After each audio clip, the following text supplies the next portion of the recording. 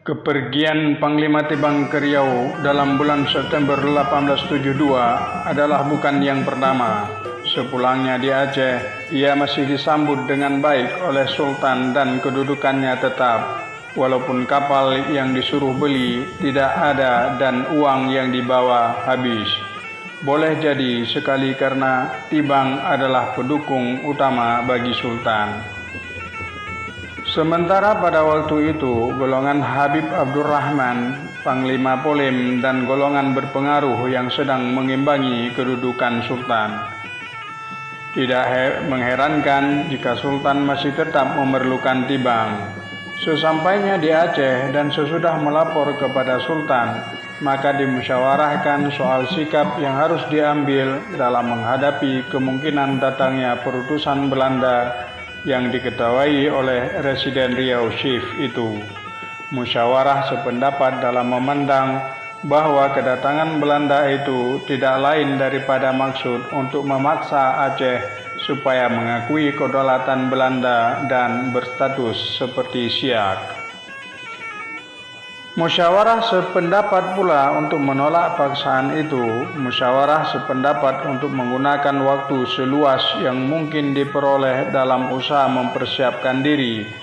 Satu di antara kemungkinan sedemikian ialah menyampaikan kabar kepada pihak Belanda supaya misi muhibbah dari pihak Belanda yang akan datang ke Aceh itu diundurkan dulu untuk beberapa bulan, yaitu untuk membuat persiapan agar sesuatu perundingan yang diperbincangkan kelak bisa mencapai kesudahan yang memuaskan kedua pihak.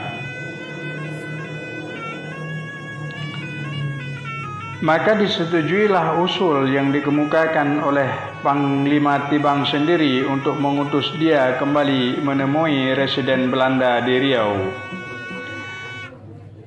Tibang dibantu oleh beberapa tokoh lainnya memperhatikan nama-nama perutusan. Dapat dipahami bahwa pendukung yang hasrat supaya mengirim utusan kepada Belanda adalah golongan Tibang, dan sama sekali tidak termasuk golongan Habib Abdurrahman. Lebih jelas lagi, tidak termasuk Panglima Polim dan Imam Leung Bata. Mereka yang diutuskan pergi itu ialah Panglima Tibang sendiri dengan pengikutnya, Tengku Akop, Tengkunya Agam, Tengkunya Muhammad bertindak atas nama Tengku Kali Malikul Adil, dan Tengku Panglima Masjid Raya, Tuanku Nakhoda Muhammad bertindak atas nama Tengku Nek Raja Setia Meraksa. Baik Panglima Tibang sendiri maupun teman-temannya adalah terdiri dari golongan yang kurang bernafsu berperang melawan Belanda. Sebagai ternyata kemudian, baik secara sadar maupun secara terpaksa, mereka telah berpihak kepada Belanda atau setidak-tidaknya sudah berada di daerah pendudukan Belanda, tidak turut bergerilya. Panglima Tibang menceritakan kemudian bahwa Sultan sendiri, Sultan Alaidin Mahmud Shah, tidak ingin berperang dengan Belanda.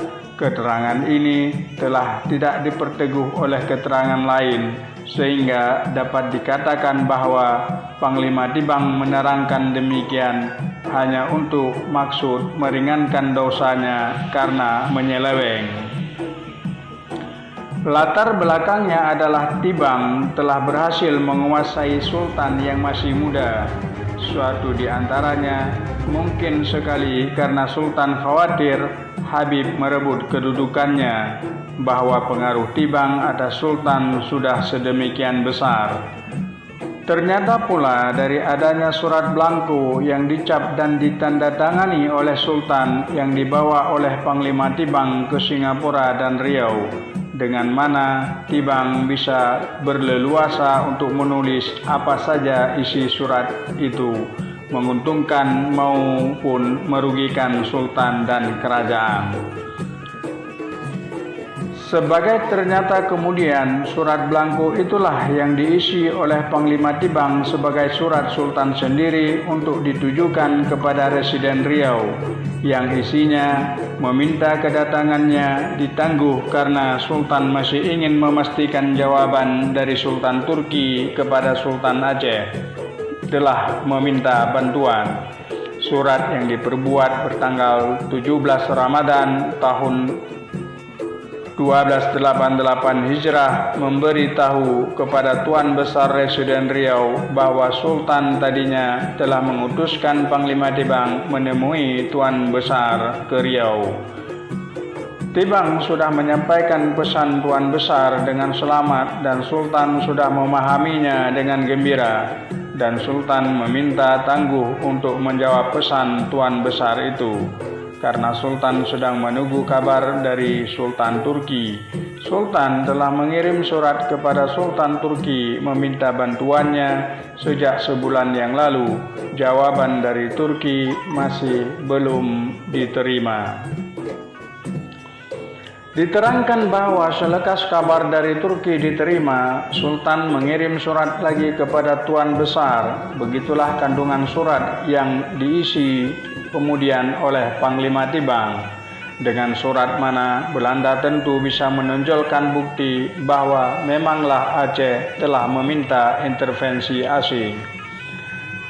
Dengan tidak turut sertanya wakil-wakil dari golongan Panglima Polim, Imam Lungbata dan lain-lain dalam rombongan delegasi Panglima Tibang, ada alasan untuk membenarkan bahwa masa itu terdapat dua golongan dalam menghadapi agresi Belanda.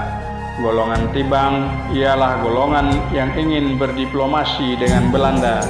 Golongan lain yakni golongan Panglima Polim, golongan yang tidak mengenal diplomasi lagi tapi sudah bertekad menghadapi serangan Belanda.